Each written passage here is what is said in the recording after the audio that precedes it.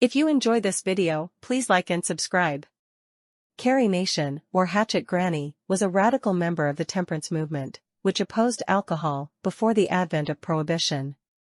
Nation is noted for attacking alcohol-serving establishments, most often taverns, with a hatchet.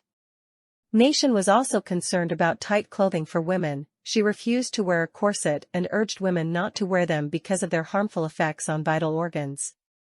She described herself as a bulldog running along at the feet of Jesus, barking at what he doesn't like, and claimed a divine ordination to promote temperance by destroying bars. Carrie Nation began her temperance work in Medicine Lodge by starting a local branch of the Women's Christian Temperance Union and campaigning for the enforcement of Kansas' ban on the sale of liquor.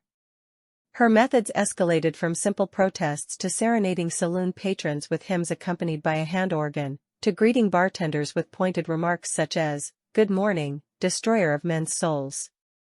Dissatisfied with the results of her efforts, Nation began to pray to God for direction. On June 5, 1900, she felt she received her answer in the form of a heavenly vision. As Nation described it, "The next morning I was awakened by a voice, which seemed to me speaking in my heart, these words, 'Go to Kiowa,' and my hands were lifted and thrown down and the words, 'I'll stand by you.' The words, 'Go to Kiowa,' were spoken in a murmuring, musical tone, low and soft, but 'I'll stand by you' was very clear, positive and emphatic. I was impressed with a great inspiration. The interpretation was very plain. It was this: take something in your hands, and throw at these places in Kiowa, and smash them." Responding to the revelation, Nation gathered several rocks, smashers, she called them, and proceeded to Dobson's saloon on June 7. Announcing, "Men, I have come to save you from a drunkard's fate," she began to destroy the saloon stock with her cache of rocks. After she similarly destroyed 2 other saloons in Kiowa, a tornado hit eastern Kansas, which Nation took as divine approval of her actions. Hatchetations. Nation continued her destructive ways in Kansas, her fame spreading through her growing arrest record. After she led a raid in Wichita, Kansas, Nation's husband joked that she should use a hatchet next time for maximum damage. Nation replied, "That is the most sensible thing you have said since I married you." The couple divorced in 1901, they had no children. Between 1902 and 1906, she lived in Guthrie, Oklahoma. Alone or accompanied by hymn-singing women, Nation would march into a bar and sing and pray while smashing bar fixtures and stock with a hatchet. Between 1900 and 1910, she was arrested some 30 times for hatchetations, as she came to call them. Nation paid her jail fines from lecture tour fees and sales of stick pins in the shape of hatchets. The souvenirs were provided by a Topeka, Kansas, pharmacist. Engraved on the handle of the hatchet, the pin reads, "Death to Rum." In April 1901, Nation went to Kansas City, Missouri, a city known for its wide opposition to the temperance movement, and smashed liquor in various bars on 12th Street in downtown Kansas City. She was arrested, taken to court, and fined $500, equivalent to $17,600 in 2022, although the judge suspended the fine under the condition that she never returned to Kansas City.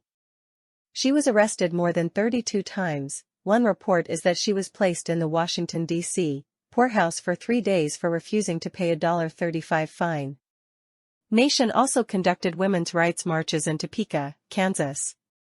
She led hundreds of women that were part of the Home Defenders Army to march in opposition to saloons.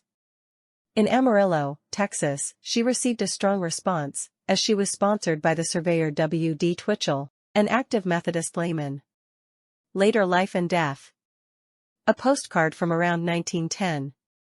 Nation's anti-alcohol activities became widely known, with the slogan "All Nations Welcome," but Carrie becoming a barroom staple. She published the Smasher's Mail, a bi-weekly newsletter, and the Hatchet, a newspaper. Suspicious that President William McKinley was a secret drinker, Nation applauded his 1901 assassination because drinkers got what they deserved. Later in life, Nation exploited her name by appearing in vaudeville in the United States and music halls in Great Britain. Nation, a proud woman more given to sermonizing than entertaining, found these venues uninspiring for her proselytizing. One of a number of pre-World War I acts that failed to click with foreign audiences, Nation was struck by an egg thrown by an audience member during one 1909 music hall lecture at the Canterbury Theatre of Varieties in Westminster, London. Indignantly, the anti-South queen ripped up her contract and returned to the United States. Seeking profits elsewhere, Nation sold photographs of herself, collected lecture fees, and marketed miniature souvenir hatchets. In October 1909, various press outlets reported that Nation claimed to have invented an airplane. Near the end of her life, Nation moved to Eureka Springs, Arkansas, where she founded the home known as Hatchet Hall. In poor health, she collapsed during a speech in a Eureka Springs park, after proclaiming, "I have done what I could." Nation was taken to a hospital in Leavenworth, Kansas. 12. The Evergreen Place Hospital and Sanitarium, located on 25 acres at Limit Street and South Maple Avenue just outside the city limits of Leavenworth. Evergreen Place Hospital was founded and operated by Dr. Charles Goddard, a professor at the University of Kansas School of Medicine and a distinguished authority on nervous and mental troubles, liquor and drug habits.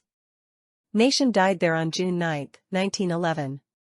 She is buried in the southeastern side of Belton Cemetery in Belton, Missouri. The Woman's Christian Temperance Union later erected a stone inscribed, "Faithful to the cause of Prohibition, she hath done what she could," and the name, Carrie A. Nation.